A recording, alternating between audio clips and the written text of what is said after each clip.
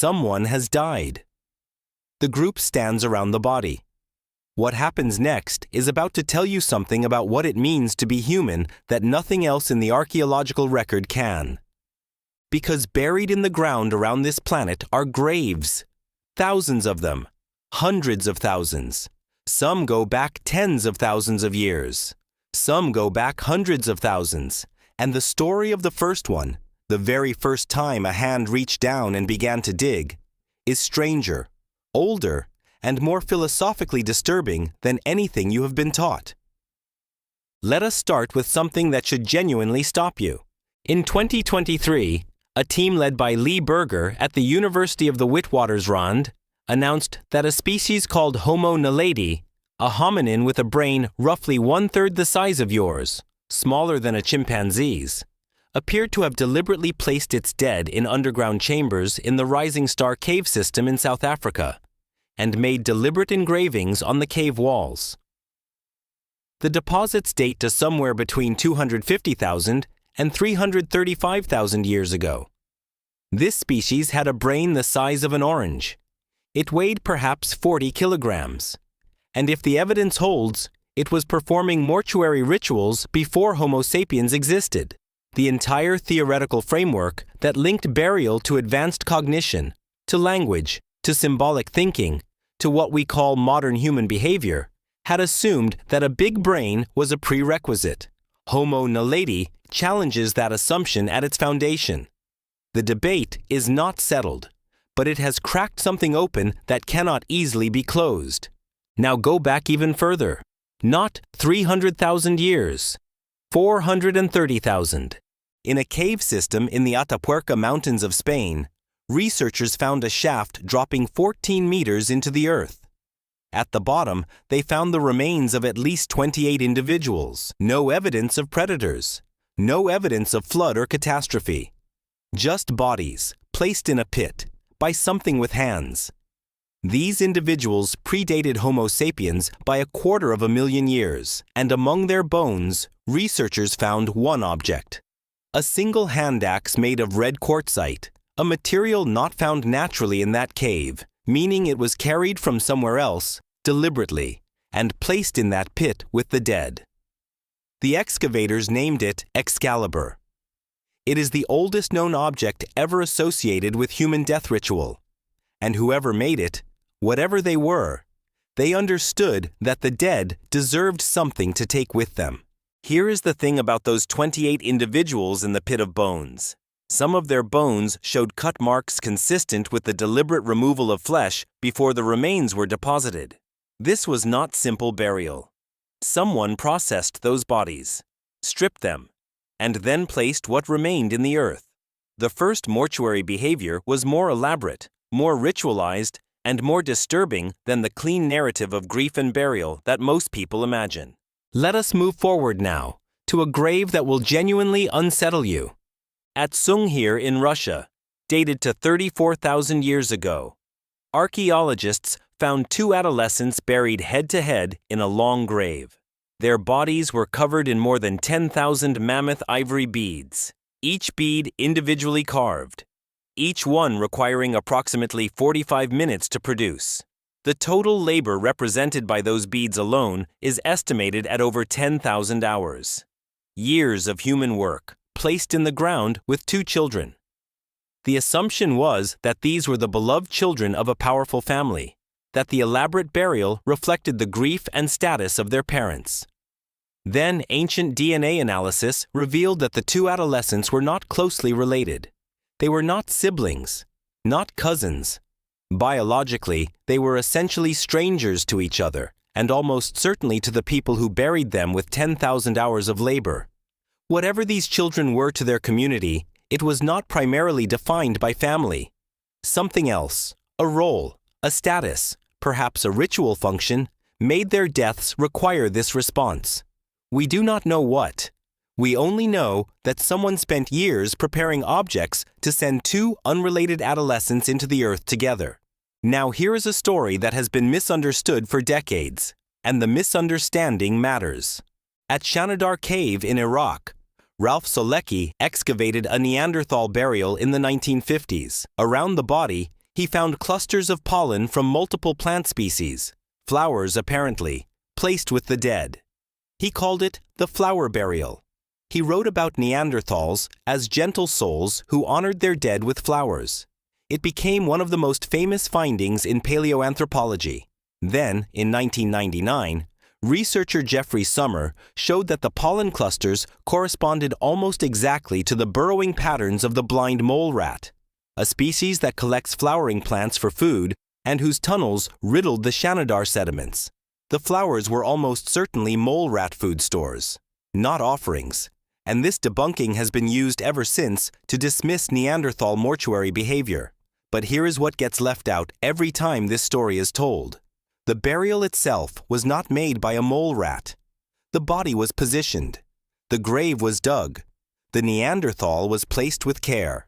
And that same individual, known as Shanidar I, showed evidence of healed injuries that included a withered arm, damage suggesting early blindness, and arthritis severe enough to have significantly limited function.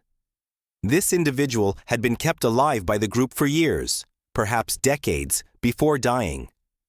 And then the group buried them. The mole rat took the flowers. It did not take the burial.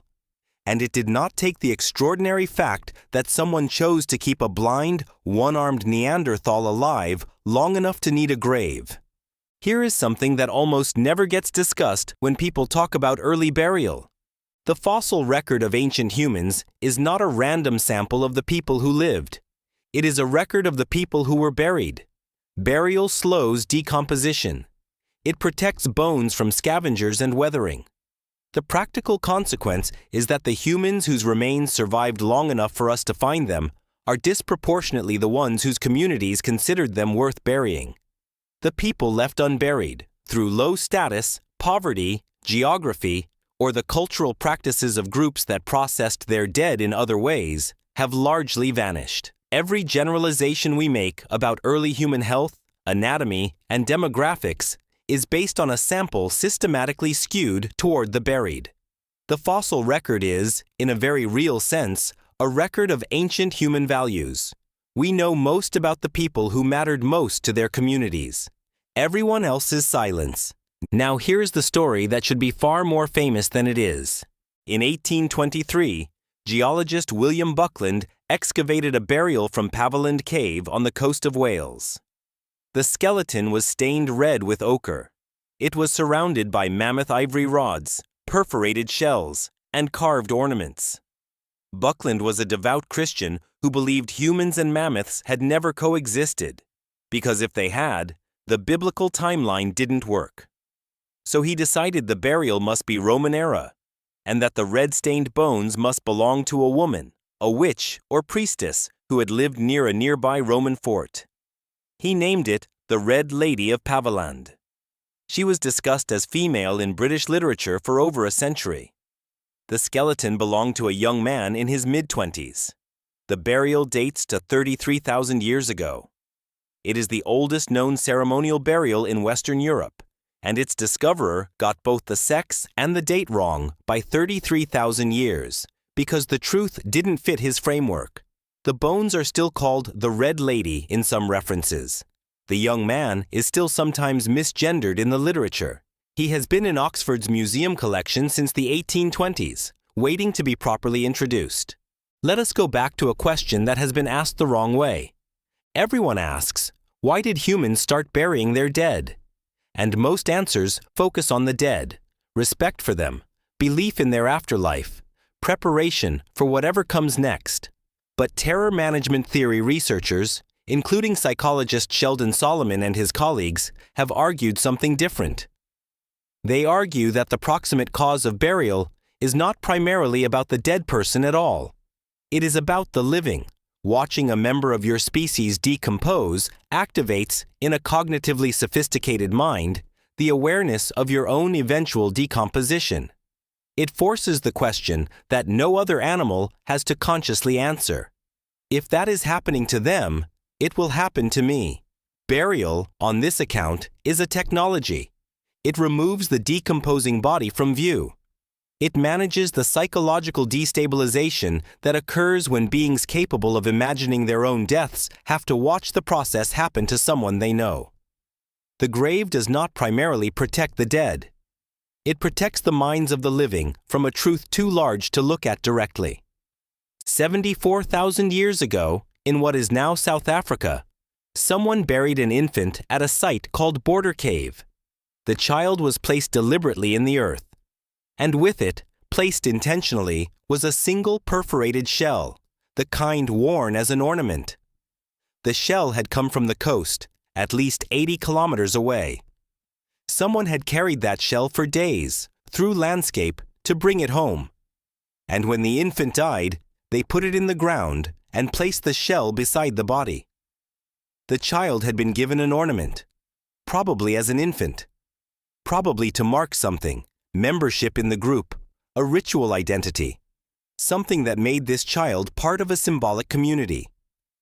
And when the child died, the symbolic identity went with them, 80 kilometers of walking, contained in a single shell beside a dead infant. That is what burial tells you that no bone tool or hearth can tell you. It tells you what the living believed about where the dead were going, which brings us to the thing that burial actually invented. When you bury someone, you make a claim about geography. You assert that the body in the ground is not the person, that the person has gone somewhere else, elsewhere. Every religion that has ever existed, every heaven, every underworld, every concept of reincarnation or ancestor spirits or the immortal soul, is a specification of that elsewhere. The first burial is not just the first grave. It is the first recorded evidence of a human mind making the distinction between a body and the person who lived in it. It is the moment that produced every subsequent human attempt to understand what we are and what happens when we stop. Someone has died. The group stands around the body, and one of them reaches for a digging tool. That moment created a hole in the earth, and in filling it, they opened something in the human mind that has never closed.